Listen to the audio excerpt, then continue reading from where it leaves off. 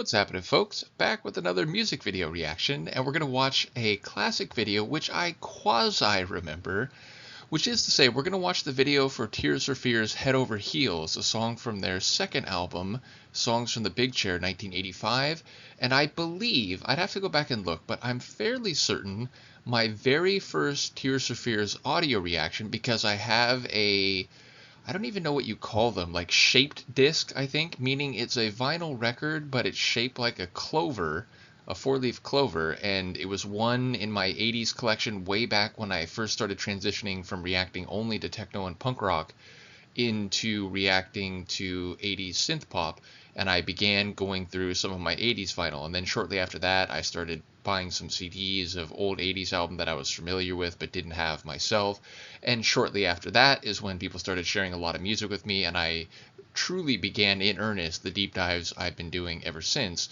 So not only do I know this song going back to my youth, but it's even nostalgic in the modern era because it reminds me of when I launched into a lot of these musical journeys, including the one for Tears for Fears itself. And yeah, it's a ballad type tune. It has a very melodic stroke to it, and as I'm recalling the video, and as I'm having a bit confirmed here just with this opening shot, or like essentially a thumbnail, I remember it taking place in a library and there being some romantic drama, I think, between one of the customers, which I'm thinking is Kurt, in relation to a female librarian. Now, maybe I'm recalling that incorrectly, but as I said, I have a recollection of seeing this video when I was much younger, but it's been many years, and so I just have flashes, one or two moments where I think he comes up to the counter and they're interacting sort of face to face, but obviously we're about to find out.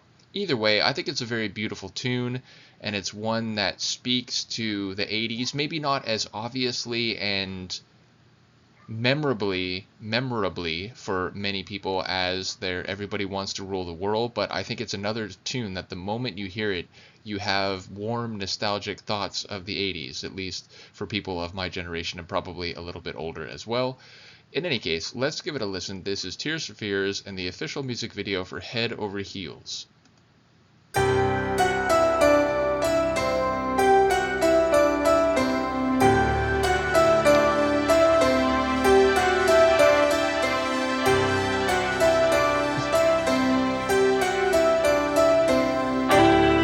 Alright, I didn't remember Roland carrying 27 books all at the same time, and yet for some reason not having a backpack or a book bag.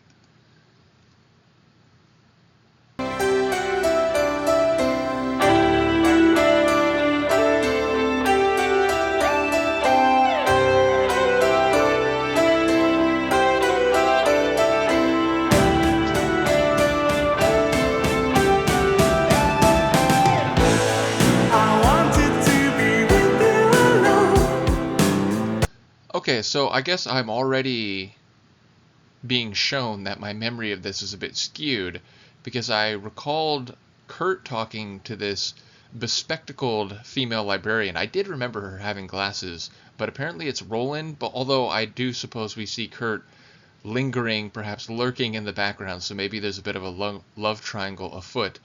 But yes, I love this, just plopping all these books down on her desk, and yeah, I'm returning these. Apologies, or I suppose checking them out.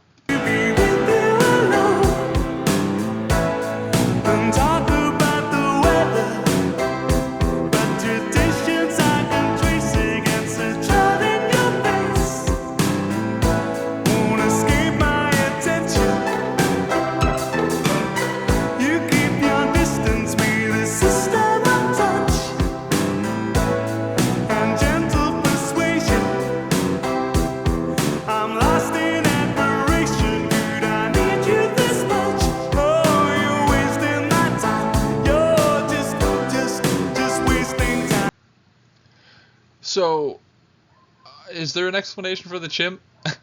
I mean, it's sort of the big elephant in the room at this point, or I suppose literally a chimpanzee in the room. But everything here seems, sort of real life, at least, people who are in a social environment, maybe at a university or so on, but we're just going to ignore the fact that there's a chimp in a Boston Red Sox jersey sitting at the table, apparently carrying on a quiet conversation with one of the library patrons.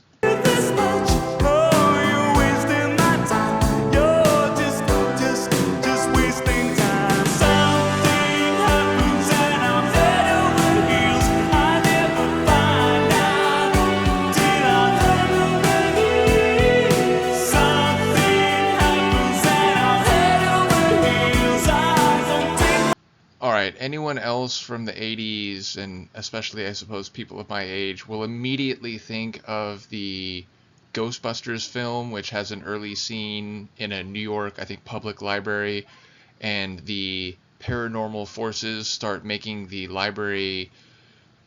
What's the name? I forget the name for the cards where they give you the location and the, the book number and so on. But yes, those are, I'm sure, a relic of the past, where I think most libraries have digitized collections now, or not, necessarily that they don't have physical copies of the books, but that the catalog system is computerized. Nevertheless, as I said, I can't help but think of the Ghostbusters film.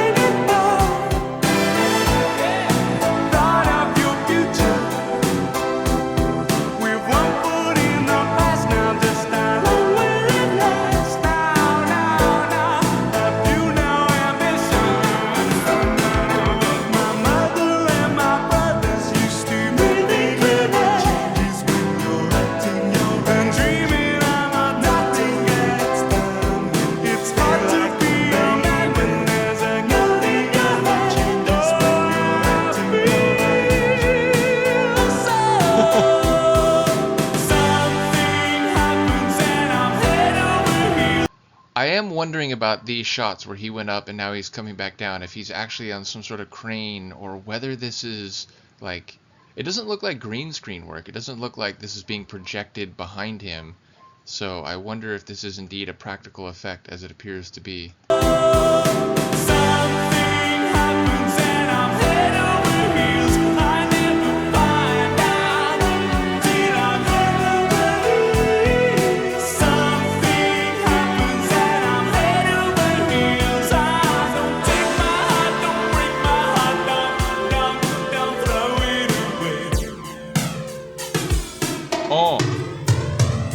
Well, I guess there's my explanation for why my shaped disc of this song is on a green-colored four-leaf clover.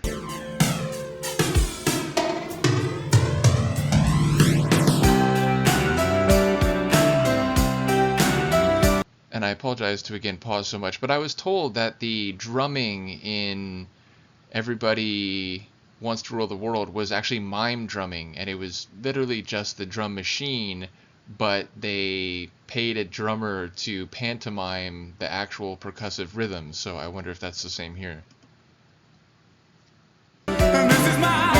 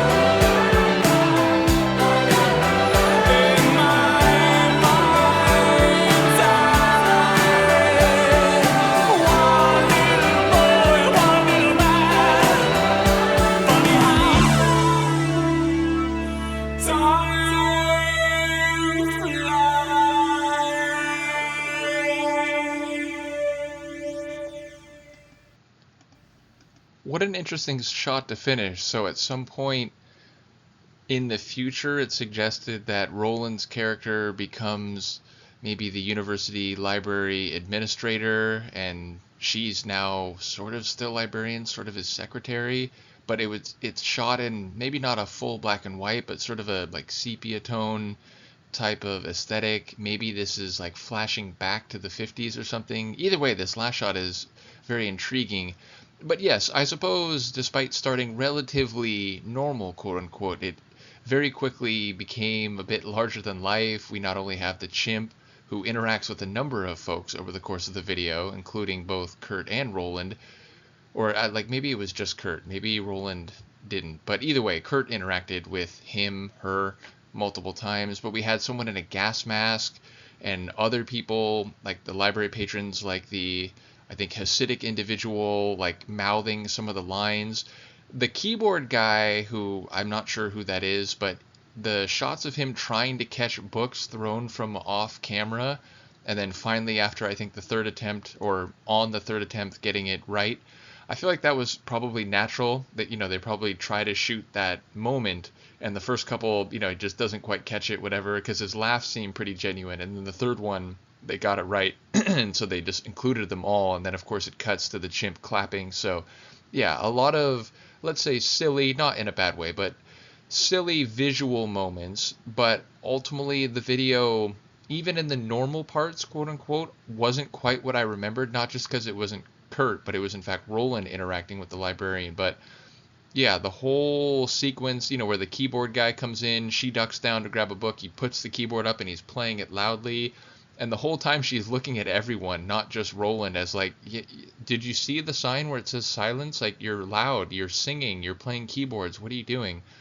So just a lot going on, but typically in that 80s music video style, I'm not quite sure, you know, how it all makes sense or relates to the lyrics at hand, but ultimately an iconic song, definitely a cool video. And after now, well, I suppose not 40 years for me because I didn't have the vinyl when I was 5 years old, but after, let's say, 30 years, I probably had it in my late teens. So at the very least, over 25 years, when I inherited some 80s vinyl from my sister and other people, I now, at long last, have an answer as to why the shaped disc record I have of this track is in fact shaped like a four-leaf clover. So there you go. But I'm ultimately keen to go through more of some of their classic videos, but I'm also interested to start seeing videos they made in the period after their initial international success, which I've only come to know in the last couple of years, having gone through the